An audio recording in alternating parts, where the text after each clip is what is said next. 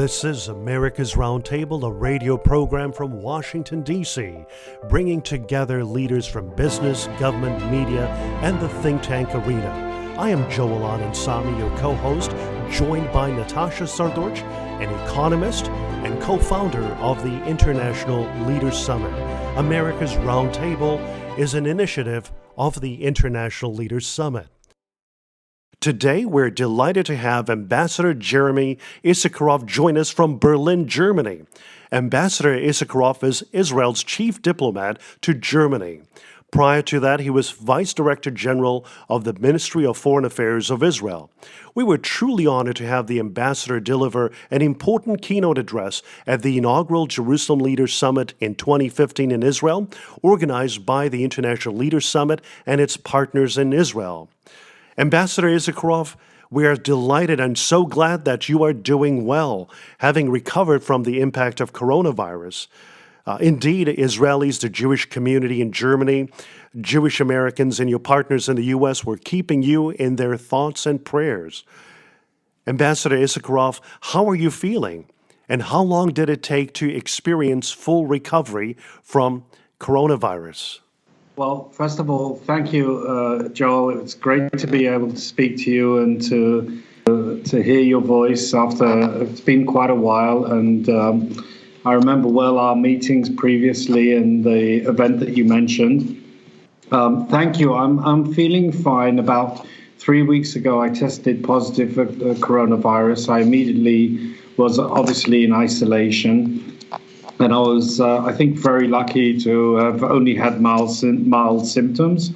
And last weekend, I tested again, having felt pretty good for most of the time. And I tested negative for the virus. So hopefully now I'm clean of it. And I've been back actually at work this last week. And it's been a pretty busy and hectic time. But obviously, I'm very grateful, first and foremost, that I didn't infect, to the best of my knowledge, anyone else. My wife and daughter weren't infected by me. And so, I just hope everyone can pass through this really difficult time in the best possible way. Thank you, Ambassador Issacharoff, for sharing your personal story for millions around the world. It is such an encouragement to hear about the recovery process and how individuals recover and return to their normal schedules. Ambassador Issacharoff, reports from Germany have indicated a better response and preparedness to the spread of COVID-19, including early testing made available, the closing of schools, and efforts to promote social distancing. On the ground in Berlin, Germany, what have you observed as lessons for countries around the world, including the United States of America? Well, first of all, I think I must say that it seemed to me that the German government did take the right steps in the right way. Being, as I'm saying this, not just as an ambassador to Germany, but because we live in Berlin and my family's here.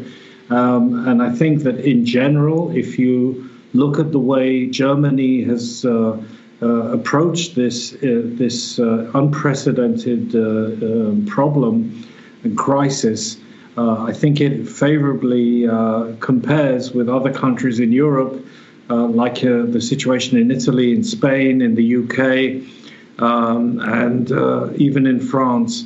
And I think that it's interesting. I've been talking to my German colleagues. And they had an incident in January of this year, when some of their officials were in Wuhan in China, and they came back infected with the virus, and that immediately sparked a lot of activity in the German health system.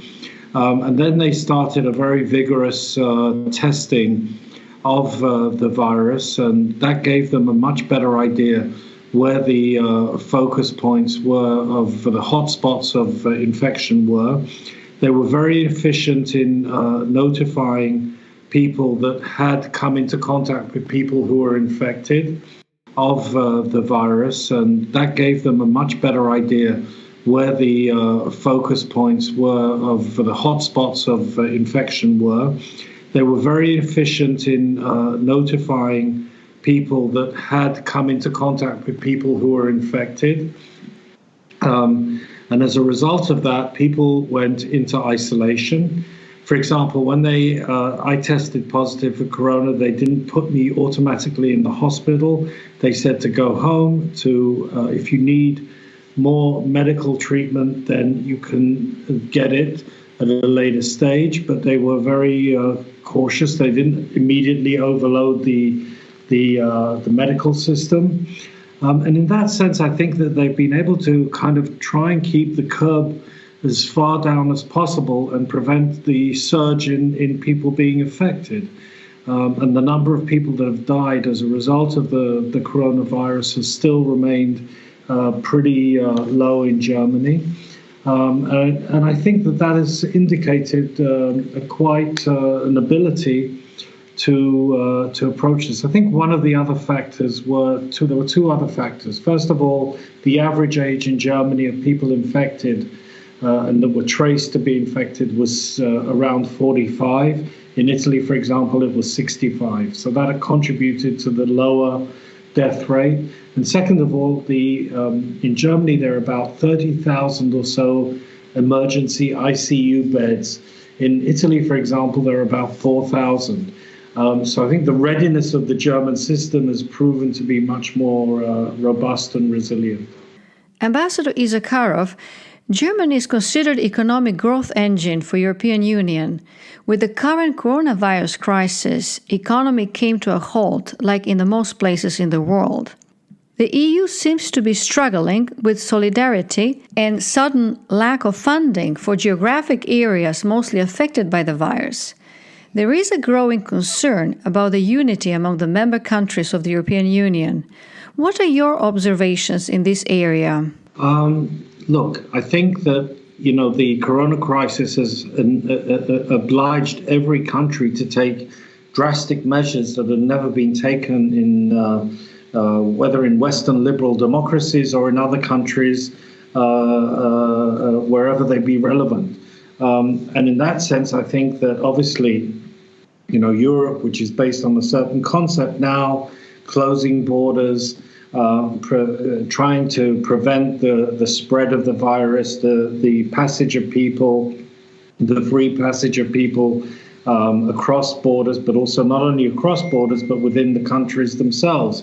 So I think these measures have been pretty difficult, I think, on the European sense of identity. On the other hand, I've been speaking, as I said, to the British ambassador, the French ambassador, the Italian ambassador, and I must say that they have been quite appreciative of Germany's efforts to help them in providing some of their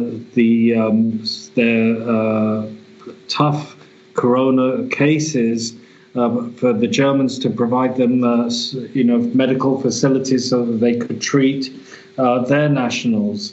And I think there's been also behind the scenes, actually, not only within Europe, but also between Israel and Germany, it's been a time of crisis, but in a time of crisis where both countries have been helping each other out. And so I tend to think it's true. The crisis does change the openness of Europe. It does impact the European identity, but I think it'll also create a sense of purpose that Europe has to, in the end, unite in order to emerge from this crisis and come out stronger and more and closer. And this was one of actually the messages that President Steinmeier, the German president, wrote in the Wall Street Journal yesterday, I think, in which he called for, each country is looking inwards, but now all the countries have to work together as they emerge from this crisis. We read about Germany leading the way in solidarity in helping other European nations, Italians, as you kindly mentioned. We would also like to use this opportunity to share about your successful efforts last year. You have been very successful in fighting the BDS movement in Germany, BDS, which stands for Boycott, Divest and Sanction Israel. Last year, German's parliament designated BDS Israel boycott movement as an anti-Semitic. Congratulations to you on this accomplishment. What would your message be to some of the Eastern European governments whose rhetoric is inciting anti-Semitism and Holocaust revisionism? Well, I think my clear message is that anti-Semitism today is not something that threatens just Jews, Jewish communities, Israelis living in Europe. More than anything, I think it threatens the democratic and tolerant nature of European society. And this is one of the messages that I keep saying in Germany. We've seen where anti-Semitism has brought Germany in the last World War. We've seen where it brought Europe, where it brought the world. And this is one thing that I think every effort must be made to, when we see anti-Semitism, don't just think of it as something which is anti-Jewish. It is anti-democratic. It can destroy societies. And when minorities cannot live without fear of violence and persecution, then no democracy can be sustained. So that was my first message, and I think that was the key message underlying the decision of the German Parliament to relate to the BDS movement in such a way. And I think that this is it's a very important step that was taken. It was one of the one of the strongest parliaments in the world, making a strong moral statement as well as a policy statement that other countries in Europe would be very well to make similar decisions and resolutions. Thank you so much for being with us today. It is wonderful to have Ambassador Jeremy Issacharoff joining us from Berlin, Germany. Ambassador Issacharoff is Israel's chief diplomat to Germany. Indeed, we're keeping you in our thoughts and prayers and wish you and the family the very best. Thank you so much, Ambassador Issacharoff. Thank you. And if I could just say, Yoel and Natasha, we very much appreciate your friendship. And it's always a pleasure to be able to work with you and to have these and share these conversations. Thank you very much.